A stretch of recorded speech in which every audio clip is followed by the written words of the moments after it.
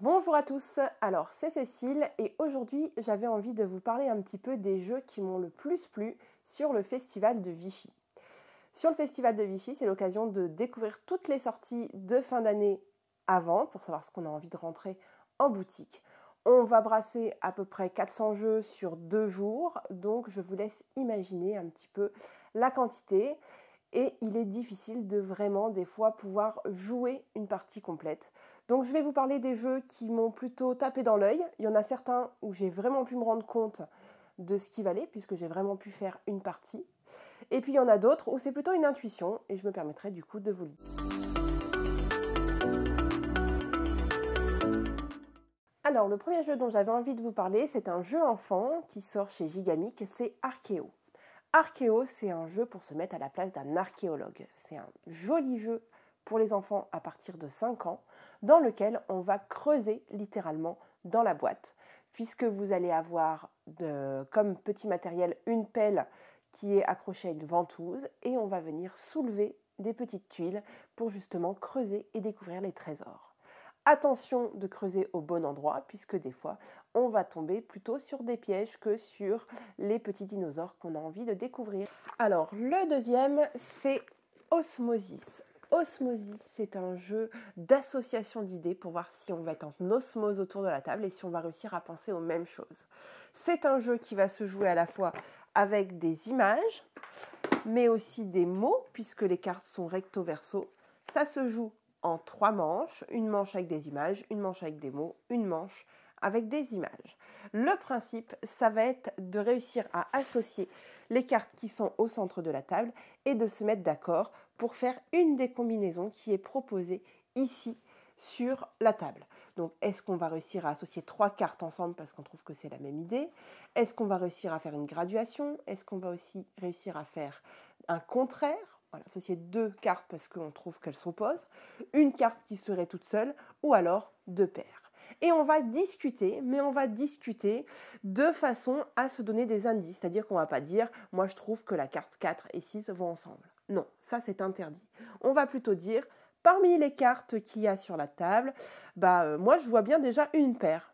Il y a une paire qui se dégage. Et vous, qu'est-ce que vous en pensez? Ah moi je vois plutôt un trio. Et on va discuter comme ça jusqu'à ce qu'on se mette d'accord sur la combinaison qu'on souhaite réaliser.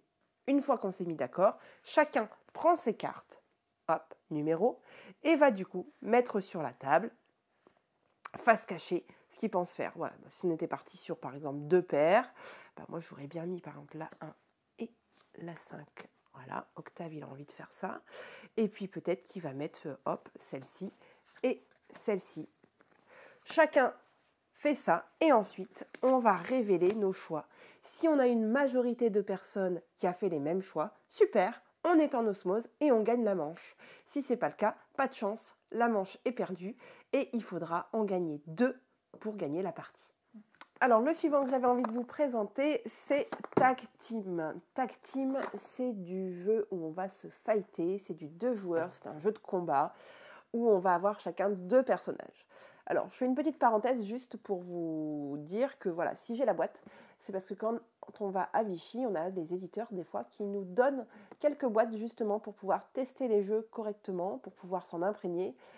Et voilà, faire plusieurs parties, les découvrir, ça c'est chouette. Donc j'ai quelques boîtes, mais je n'ai pas tout. Je vous fais profiter du coup des quelques boîtes dont j'ai bien apprécié. Voilà. Tag Team, du coup, jeu de fight 2 joueurs dans lequel on va chacun avoir sa team de combattants. Dans Tag Team, chaque joueur a 2 personnages. Hop, 2 personnages qui sont asymétriques puisqu'il y a plein de personnages dans la boîte. Il y en a 12 en tout. Vous allez donc pouvoir faire des combinaisons différentes. Il y a des personnages plus ou moins simples. Il y a des personnages qui sont préconisés pour la première partie. Lucette, elle a un set qui est préconisé pour la première partie, alors qu'Octave, lui, a plutôt des personnages qu'on va utiliser dans un second temps. Le principe, ça va être de réduire ces personnages à 0 points pour les mettre KO. Dès que vous arrivez à mettre un des personnages adversaires KO, vous avez gagné la partie. Pour ça, à votre tour, vous allez jouer des cartes. On démarre avec 2 cartes de base et on va choisir laquelle on veut jouer en premier, en les plaçant dans un certain ordre. Exemple comme ceci. Hop. Une fois qu'on a placé ces cartes, on va retourner chacun une carte, comme sur un principe un petit peu de bataille. Ici, on révèle les cartes. Ici, Milady va préparer une intrigue et va pouvoir mettre du coup un de ces petits jetons ici. Derrière, il y a des petits effets plus ou moins sympas. Plutôt pas sympas d'ailleurs. De l'autre côté, Jeanne, elle va pouvoir avancer sur son anneau du pouvoir. Hop. Et on continue. Carte suivante. Hop. Le golem. Lui, le golem, il a un effet de protection. Donc, il va venir protéger Milady, mais en contrepartie, il s'affaiblit. De l'autre côté, hop, j'ai pas retourné, pardon. Lucette, avec sa chinoise, va pouvoir avancer sur le bateau et va pouvoir attaquer, puisque en fonction du nombre de bateaux qu'elle a, elle fait telle ou telle action. Donc, elle avance de 1 et elle attaque. Elle devrait attaquer puis avancer pour bien. Donc elle attaque, elle a 2 énergies, elle fait donc 2 dégâts au joueur d'en face. Et pour choisir lequel, il suffit de regarder la carte qui est en opposition avec elle. Ici c'est le golem, elle attaque sur le golem. Le golem passe sur un petit truc, il récupère une petite énergie. Une fois qu'on a fait ça, on va piocher chacun 3 cartes et on va choisir la carte qu'on souhaite insérer dans son jeu. Hop, voilà. Lui, il est vénère, il a envie d'attaquer. Hop, et il va par exemple la mettre là. Voilà. Une fois qu'on a choisi sa carte, on l'insère où on veut dans son jeu. Donc si je la mets ici, je sais que c'est la première carte qui va apparaître. Et après, je n'ai plus aucune incidence sur les cartes. De l'autre côté, Lucette, hop, pioche 3 cartes. Et par exemple, pour l'instant, elle ne s'est pas encore fait trop attaquer. Alors, j'ai que les cartes de Shinchi. Mais, hop, elle pourrait très bien anticiper pour se soigner. Ou alors, elle pourrait se protéger. Non, elle va fighter aussi. Hop, mais elle va décider de fighter que à la fin. Et on recommence. Hop, donc on retourne 2 cartes. Ici, ça attaque. On attaque du coup Jeanne. Hop, il y a 2 points d'énergie. 2. Et Jeanne, elle avance 1 point sur un anneau. Donc elle récupère une énergie puisqu'elle passe sur le petit jeton. Et on continue. Hop, ici on prépare une intrigue. Ici, on est à un bateau. Donc on attaque avec 2 énergies sur Milady. Ah, et il y a son jeton. Donc on fait sauter ça. Et l'attaque ne peut pas se produire. Elle se produit, mais plutôt, elle va dans le vide. Et hop, on avance ici. On retourne. On retourne. Le golem va replacer ici. Et reperdre 3, du coup. Peut-être falloir le soigner à un moment donné, ce pauvre petit. Et ici, on attaque sur le golem. Elle attaque avec 2. Hop, on repasse sur un petit jeton qui prend une énergie. Et ici, on avance 2, 1. On va continuer ainsi de suite, puisque là, je repiocherai 3 cartes. On réalimente du coup son jeu. On va continuer à jouer comme ceci. On va essayer de retenir un petit peu les séquences de nos personnages, les séquences des personnages adverses, pour essayer de placer des cartes au bon endroit, pour justement parer, pour pouvoir attaquer, et puis éviter d'être KO en premier. Voilà, c'est un petit jeu de baston très efficace qui dure une quinzaine de minutes. Le suivant, c'est le Tech Time. Tech Time, c'est du jeu coopératif dans lequel on va devoir remettre ses cartes autour d'une horloge. Voilà, il vient compléter la gamme de tous ces jeux à communication réduite, puisque vous allez voir, on va avoir une phase de parlotte pour se mettre d'accord et une phase de jeu silencieuse. Tech Time, si vous aimez les jeux du style The Mind, The Gang, par exemple, voilà, c'est du jeu qui est fait pour vous. C'est vraiment du jeu où on a une ambiance particulière qui s'installe autour de la table. Et puis, on a un matériel qui est vraiment très chouette, qui va vous mettre dans un univers complètement onirique. Donc, c'est plein de niveaux. Vous avez 12 niveaux, chacun divisé en 4 parties. Donc, si on prend le niveau 1, la pochette du niveau 1, à l'intérieur, on va retrouver 4 horloges avec du coup 4 défis différents, 4 sous-niveaux, on va dire. On va installer le premier, tac, les autres, on les met sur le côté. Et le but d'une partie, c'est de réussir à passer les 4 du même niveau. Hop, on met la petite horloge qui correspond au 12. Et le principe, ça va être de classer les cartes pour que ici, on ait un petit chiffre et que ici, de l'autre côté, on ait la valeur la plus grande. Donc, il faudra venir placer ces cartes. On additionnera chacun des postes pour qu'ils soient dans l'ordre croissant. Chaque défi va nous donner des petites conditions et des petites particularités. Déjà, ici, sur le premier défi, on ne m'embête pas trop parce qu'on me dit que j'ai le droit d'additionner et de faire le chiffre que je veux. Dans les défis suivants, notamment dans le dernier, voilà, il n'y a plus l'infini ici. Ça veut dire que le dernier poste, eh bien, je n'aurai pas le droit de dépasser 24. C'est une horloge, on respecte les règles d'une horloge. Ici, dans le premier défi, les seules contraintes qu'on me donne, c'est que ici, il doit y avoir une carte blanche et une seule carte blanche. Ici, il doit y avoir 3 cartes. Maintenant, on pourra mettre les cartes comme on veut. Sur les cartes, on a 2 jeux de cartes mélangés. On a un set blanc et un set bleu foncé. Chacun de 1 à 12, ce sont les 24 heures de la journée, 12 heures du matin, 12 heures de l'après-midi. On les mélange et on va en distribuer ici.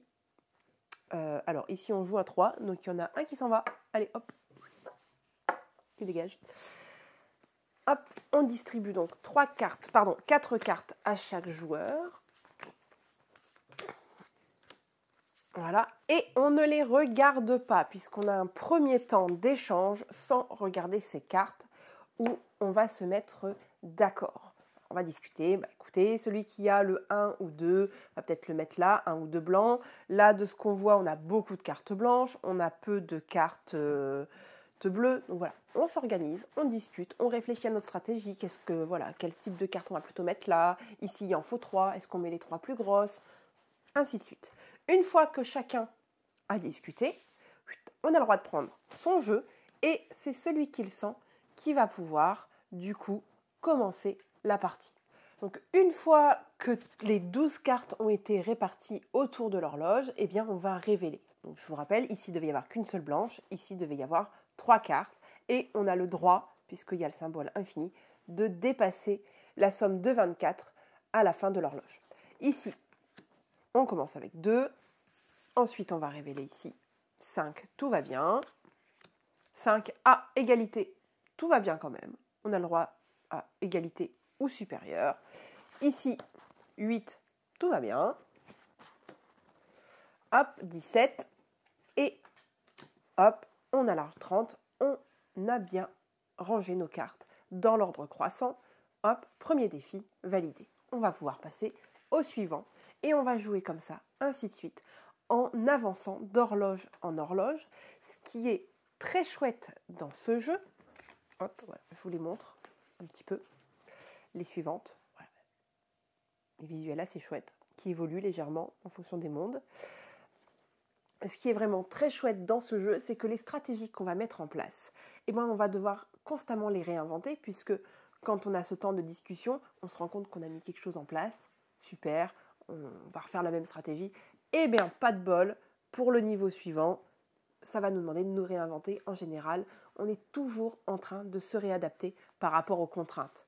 Par exemple, ici, je dois mettre, hop, donc l'horloge est là, je vais la retrouver. Voilà, la plus faible, la plus forte. Mais ici, on doit être sur une somme entre 8 et 12. Et ici, il doit y avoir 3 cartes. Donc, on va rediscuter, on va se réadapter. On passe un excellent moment en immersion autour de Tech Time. Voilà, je pense que c'est un de mes petits chouchous de cette fin d'année.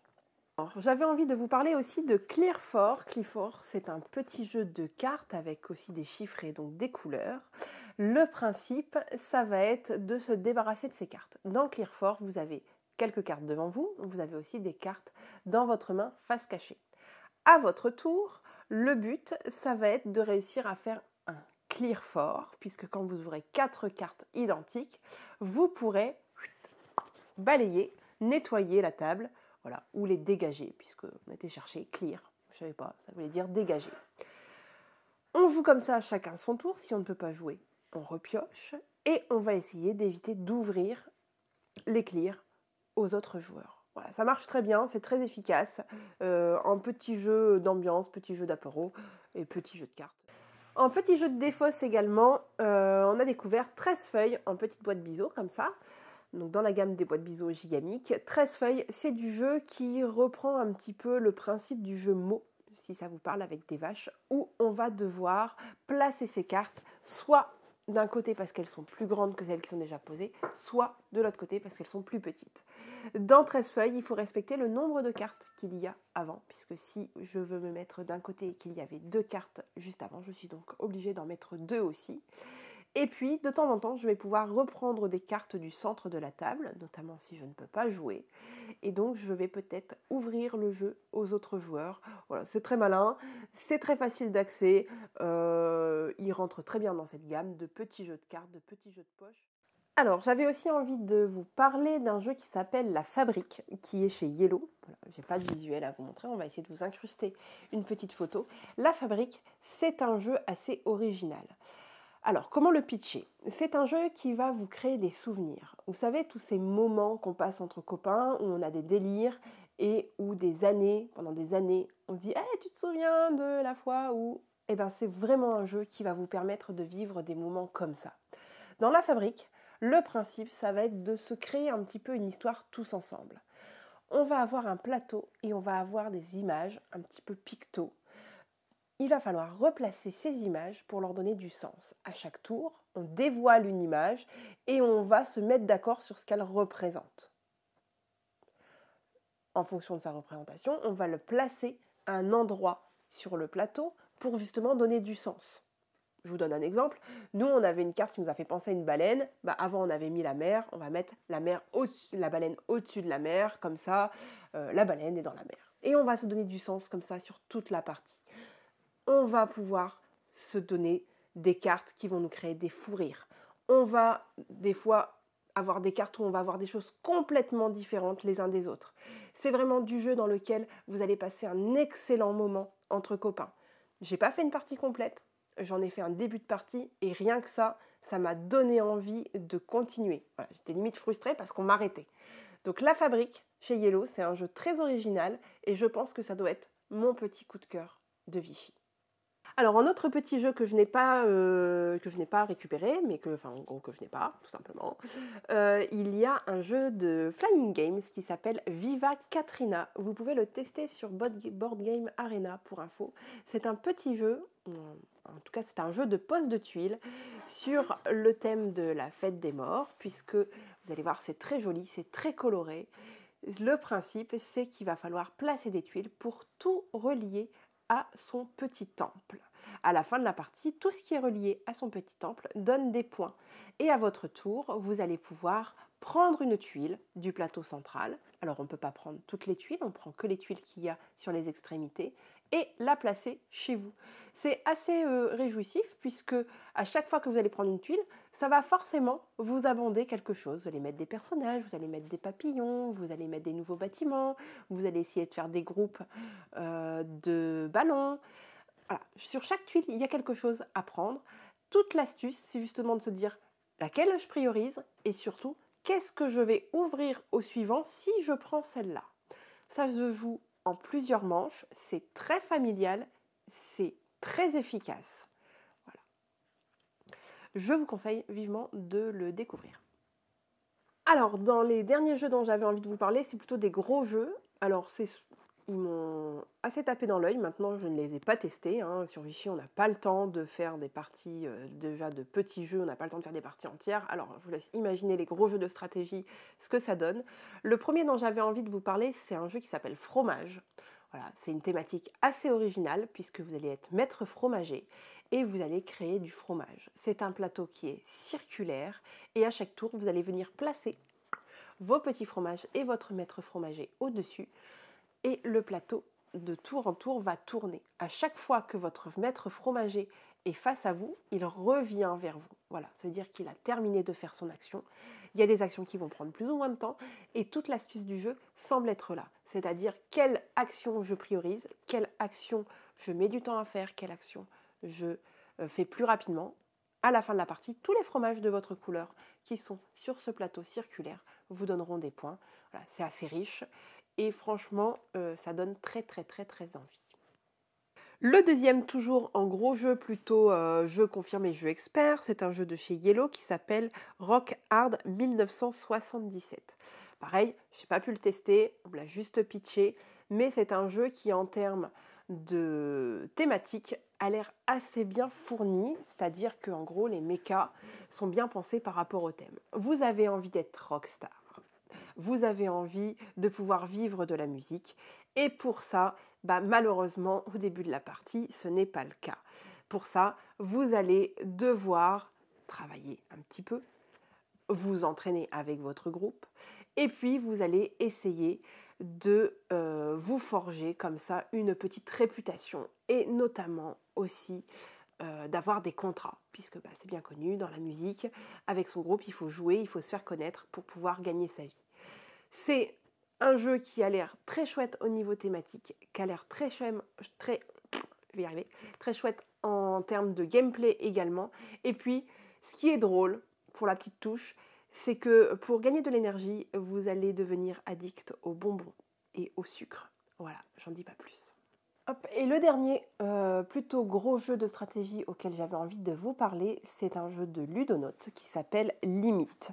Le principe, c'est d'aller découvrir un petit peu les limites de notre système économique, puisque vous allez jouer en vous prenant pour les maîtres de la planète. Vous allez pouvoir faire des choix, et on va faire aussi des choix tous ensemble. Est-ce qu'on va développer plutôt la partie écologie? Est-ce qu'on va développer plutôt la partie guerre? On va se rendre compte qu'il n'y a rien qui est, on va dire, idéaliste et que l'idéalisme ne marche pas. Donc il va falloir faire des choix pour gérer comme ça notre monde économique, de gérer notre planète et éviter justement d'arriver aux limites de celle-ci. On arrive à la fin de cette vidéo. Voilà, c'était mes petits retours, mes petites découvertes de ce Vichy 2025. Comme je vous l'ai dit, il y a des boîtes que j'ai pu vous présenter réellement puisque je les ai ramenées et puis je les ai bien testées. Il y en a d'autres, par contre, ce n'est que des suppositions et puis ce n'est que des envies de jeux qui m'ont donné justement envie d'aller les découvrir. N'hésitez pas à me mettre en commentaire vous aussi les jeux que vous avez envie de découvrir et puis j'essaierai bien sûr de vous en reparler plus profondément dans d'autres vidéos. À bientôt!